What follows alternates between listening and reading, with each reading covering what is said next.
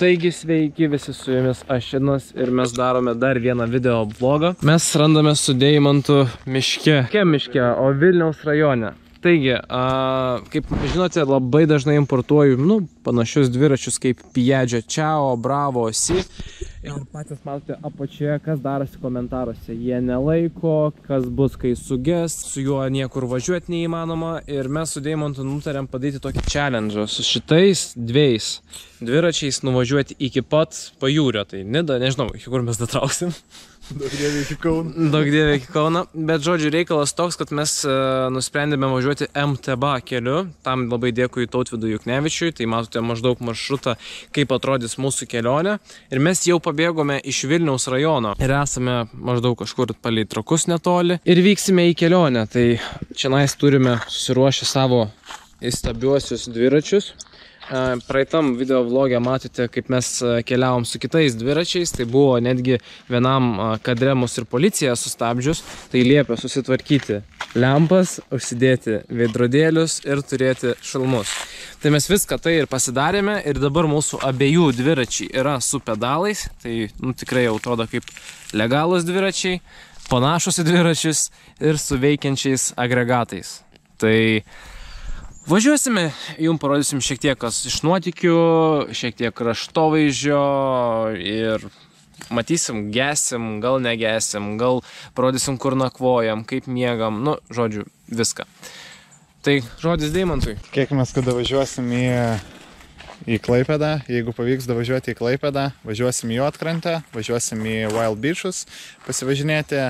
Tikslas galbūt yra ne tiek įrodyti kažkam, kad jie nevažiuoja ar važiuoja tie dviračiai, ar gali parodyti, kad yra alternatyva, kurią galima keliauti. Šiais metais labai populiaru visokiam alternatyvom keliauti ir aš manau, kad būtent tokios alternatyvos gali būti dar įdomesnės, kadangi tai yra senai pamiršta, o kas yra senai pamiršta, tai yra naujai atrasta ir gera.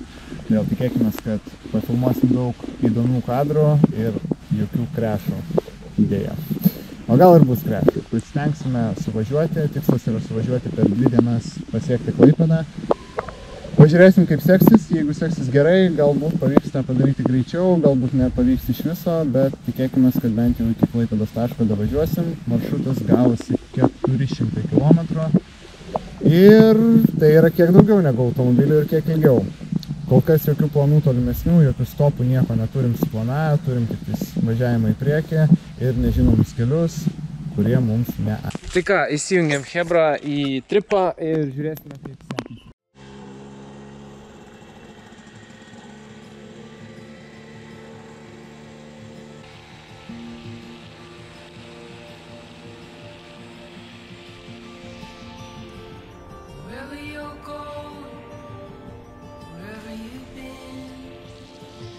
Follow you around every bend. Follow you into the dark. Till you get on down like a falling star. Colors blur, memories fade. What we found is tends to stay. Hold me.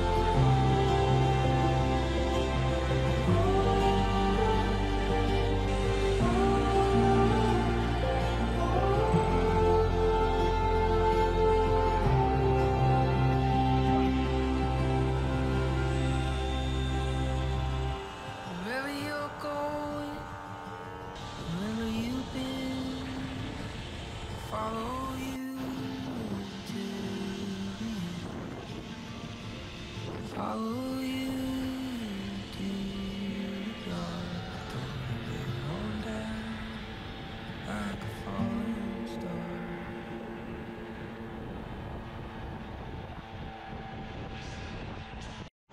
Nu ką, randamės arti Žiežmarių ir pirmasis mūsų pitstopas. Užsipirkom vandens. Vandenį montuojame kažkaip tai. Taip. Kažkaip taip. Ir žodžiu, situacija su kuru. Mes esam nuo pat pradžių pravažiavę 7 kg. Pas mane telpa, kažkas apie 3,5 netelpa. 2,8. Tai va, telpa tiksliai 2,8 nuo tuščio. Pas mane buvo lykęs 4 bako, tai supyliau litrą ir 900 gramų, čia per 70 km. Tuo tarpu Deimantui truputį valgo daugiau, jisai supylė 2,30. Tai situacija matom tokia, jeigu skaičiuot ant 100 km, tai turbūt kažkas palei 3,5 gaunas. Tai kaip koks normalus, visiškai originalus mopedas ryja. Bet nepamirškit tai, kad jo maksimalus greitis yra žymiai mažesnis ir jisai greičiausiai, nu, dažniausiai ant įtampos važiuoja pilnu gazu. Slairopsiu greičiau. Ne, su motoroleris tikrai būtų greičiau, bet čia ne motoroleris, čia motorinis dviratis. Geriau negu aeros. Va, taip. Aišku, sėdynės amortizavimas dingsta. Iš tikrųjų, jau juntamas dalykas. Dabar važiuojam link Kauno.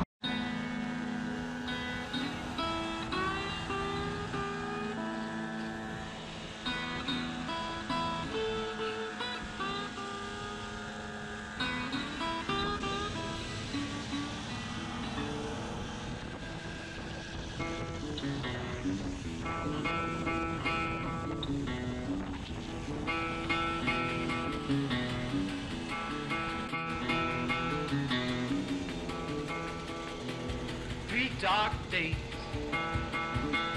3 dark days, 3 dark days since they locked me away. It's been 3 dark days.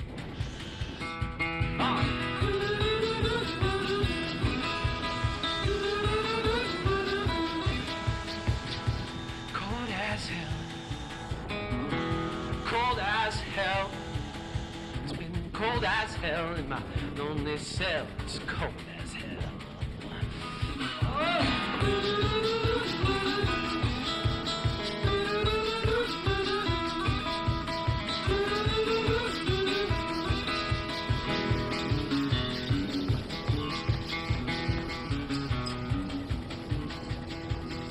Change my ways,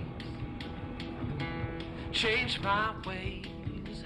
They told me I could leave soon if I change my ways. It's been 3 dark days. I'm coming home. I sure can't stay here.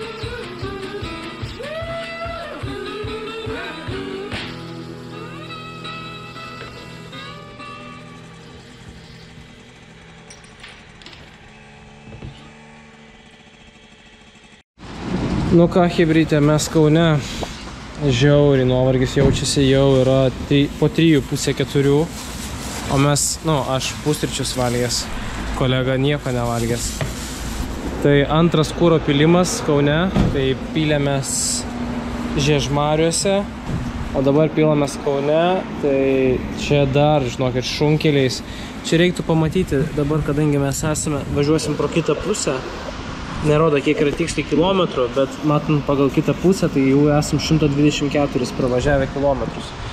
Tai skaičiuokit, kad, valgo, bet mes ir pjaunam, žinokit, nestabdom. Ir vakar nuplautos transporto priemonės vėl yra belekai purvinos. Tai dabar tikslas antras yra pavalgyti, trečias, jeigu įmanoma, nusimaudyti, o ketvirtas bent jau siekti Jurbarką, nes su nakvynėm šitam kampe, kur mes važiuosime dabar, yra labai prastai. Tai realiai Kulautuvoje nieko nėra, tai realiai turime būtinai iki Jurbarko važiuoti, norim dieną naktį ir turime kažkaip tai nusigauti. Pažiūrėkit kokią vietą. Čia yra Karnavė, bet pažiūrėkit, čia realiai kalnas, čia važiuokit jau kažkas nekilnojamo turtą išsipirkęs. Ir iš karto žiūri, čia Nemunas, ne? Deimantas, čia Nemunas? Taip. Nu, apačioje ten dviračių takas tai nusileisim. Kosmosas kaip gražu.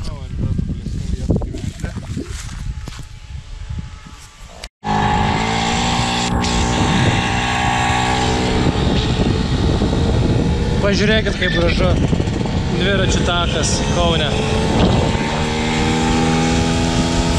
Palei pat Nemuną važiuoja.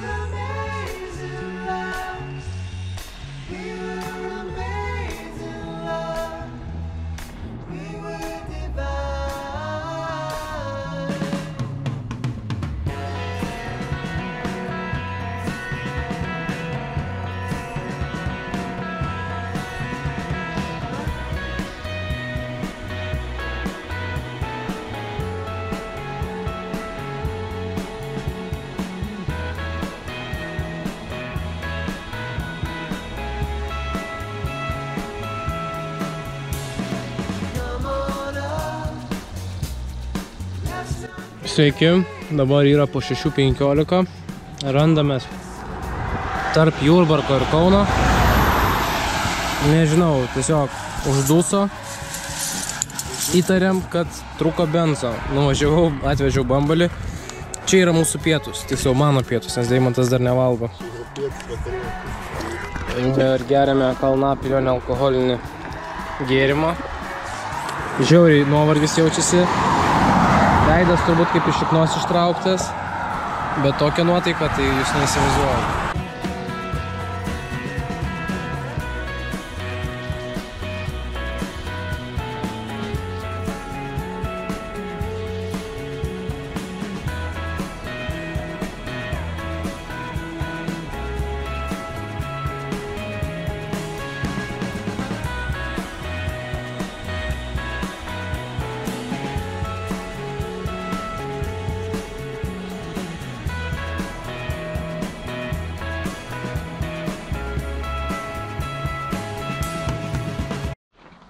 Esam prie Raudonės pilies. Atvažiavom, nuovargis žiauriai kerta. Žiūrėkit, dabar yra lygiai 7. Mes dar Jurbarko nesiekėm. Kokių 15 kilų aš įsivaizduoju liko. Gal 20. Bet jau šnekėtis nesinori. Juokauti irgi nebesinori. Kur tu matai gražią vietą, kad tikrai reikia užsukti. Nu va, kaip šita ta pati Raudonės pilies. Atrodo, yra kontento pafilmuoti, bet žinokit, taip nėra jėgų ir čia į tokį kalną reikėjo stumtis. Pykina. Atrodo, su motoroleriais išvažiavom, nuskaitykim taip, ne? Nieko panašaus, žinokit. Kas darėsi Kemsynuose, kai mes važiavom palei Nemuną, tai kosmosas. Žiūrėsim bookingą, važiuosim iki Jurbarko. Gal pro... Kas gali pavežtis iki Kadžio, Kadžių lėksime prie jūros, teisingai. Tai žodžiu, Deimanto Piadžiusi biškį trailina laikui bėgant, tai gal žvakė, gal kūro filtriukas, o gal ir cilindras, vėl nežino, nes transmisijoje kaip ir viskas gerai, bet kaip ir diržas laisvas, tai čia dar neaišku. Matysim.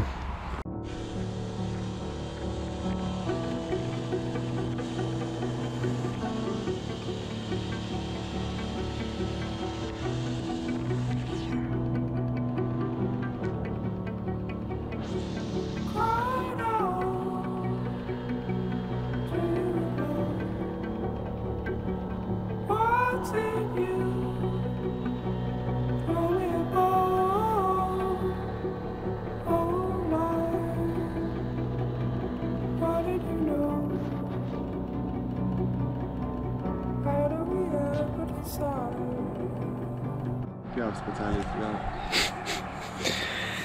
Biški kojas dreba, hebra. Važiavau. važiavom šito keliuku ir čia atsirado dviračių takas. Sugalvojau, kad būtų visai patogu nuo jo nuvažiuoti. Nuvažiavau, nušoko kuprinę, atbulom žiūrėdamas kuprinę, trenkiausi šitą strypą.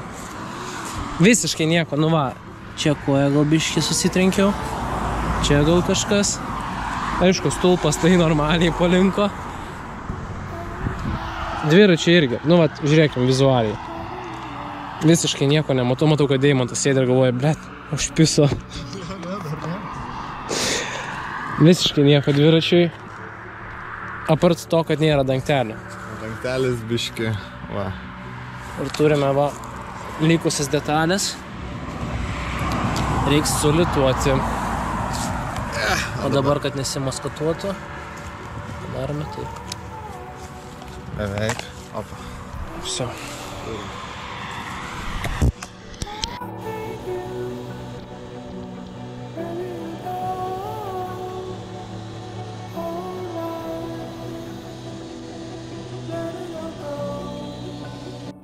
Nu ką, mes esame Jurbarke ir dabar yra be 39. Nu, pusė 9. Nuovargis kaip mano daužo, bet turime kambarį. Pradžiai buvom nuvarę, matot nuotrauką Hotel Jurbarkas. Ten reikia pamatyti iš tikrųjų, ten yra labai baisu. Bet radom tokius Editos apartamentus. Aišku, čia lovos yra tarpas. Štai va, fainas tualetas, viskas. Tai žodžiu, gavom žiauriai fainą kambariuką, į dušą ir varysim pagaliau pavalgyti normalią vakarienę. O mes kraunam kamerą ir peršokstam į rytojų.